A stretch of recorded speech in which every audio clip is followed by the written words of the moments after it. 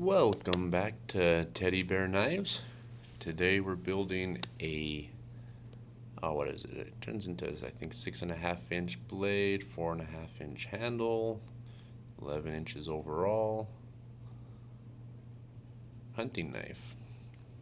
This one I'm excited about. It's a birthday present for one of my coworkers for her husband, so got to do a good job on it. So there we go. I have a program online that I used to draw them out, but even after printing out the 3D model there, I oftentimes take the liberty and change it up a little bit once I get onto this steel. And then here we go to the bandsaw.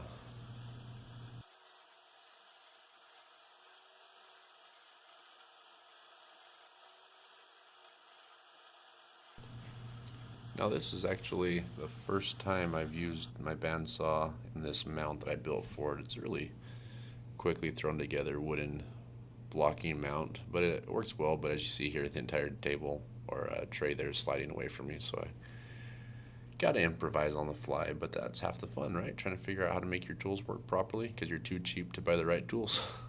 At least that's what my experience has been.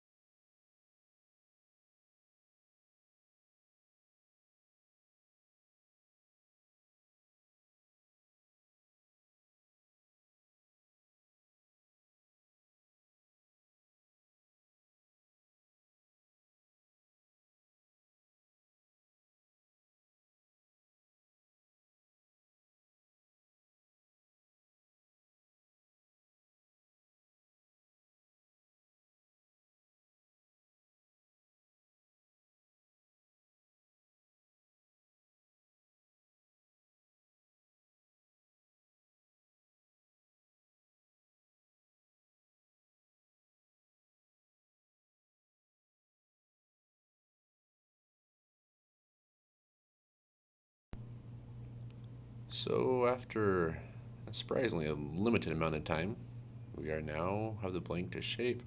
It would be a lot easier on my tools if I were to remove that mill scale prior to working on this stuff, but I leave it on there, and it kind of works similar to your blue marking fluid. You can scratch it enough to see where you're at and kind of use it as far as being able to see where your grinds go. So I use it as for that purpose. Is it the best? Probably not. It wears out your tools a bit faster, but it works and it saves me just a little bit of time. And hey, I'll probably change that up as things go because some steels have it, some steels don't, depending on how you order it. This stuff just happened to have it, so I used it. So grinding the bevels, this little 1x30 that I got running here, it works. It takes a long time, especially since I'm using this 5160 and it's 1/4 inch thick. It takes a while. So although I have several minutes of grinding here, I am not heartbroken if you decide you are bored of it and want to skip ahead a few minutes to see the rest of the video.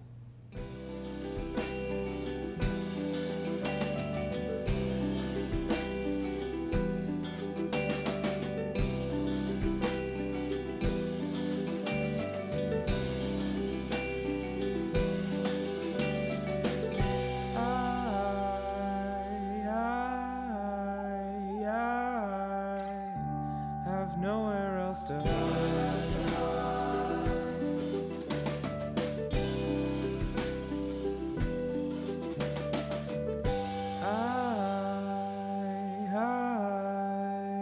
I can see myself inside the cinema.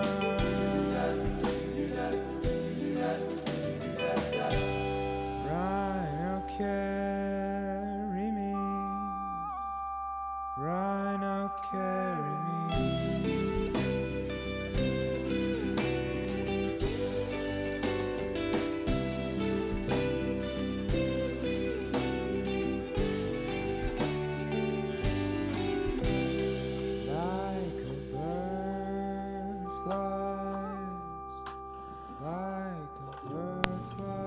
Sanding these things, it's just so much fun. I think it's the most favorite part of every knife maker, this hand sanding bit, right? Right? Okay. If you have a disagreement with that, all right, I'll listen to you. It sucks. I'm not a huge fan, but at least you can see progress relatively quickly starting on your low grits, but then as you get further and further up, it takes a while to see results, but it's worth it. And it gets pretty, so time for the heat treat.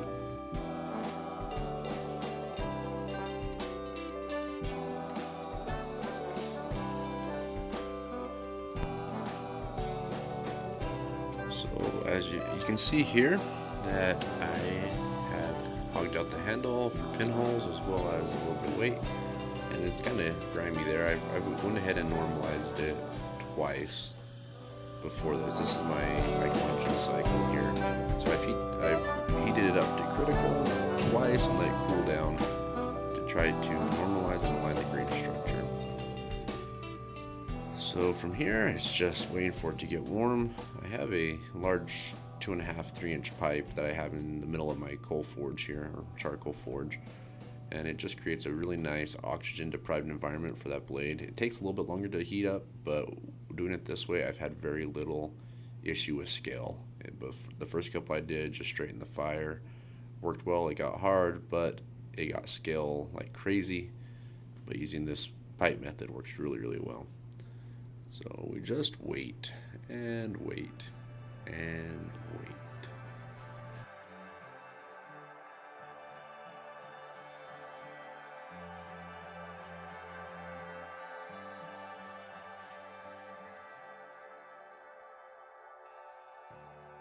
The telephone lines abandon your homes.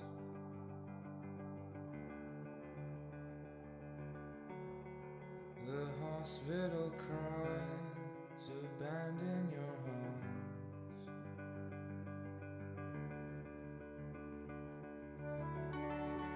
The neon signs don't work at night. Seas will always drown, suns, floods will always drown.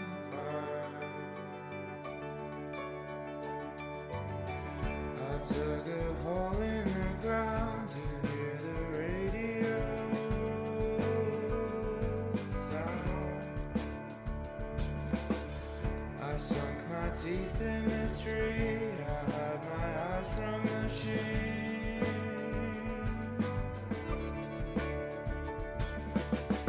But then the lions came to pick us up.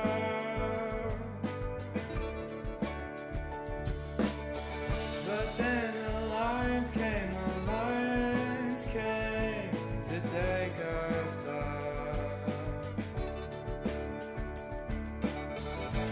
We find safety in the clouds.